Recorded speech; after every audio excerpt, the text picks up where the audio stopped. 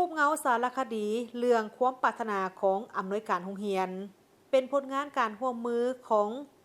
Understanding China Studio Discovery Channel และบริษัทตาข่ายไฟฟ้าภาคใต้จีนโดยได้รับการคัดเลือกให้เข้าร่วมโครงการยุคใหม่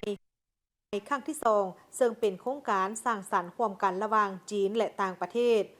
ผลงานรูปเงาเรื่องนี้บ่เพียงแต่เป็นการบันทึกความฝันและการกระทำของอำนวยการโรงเรียนสุภจันทร์เท่านั้นแต่ยังได้บันทึกมิตรภาพและความหักที่ข้ามพรมแดนของประเทศนี้อีกด้วย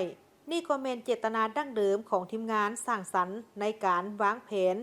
รูปเงาเรื่องนี้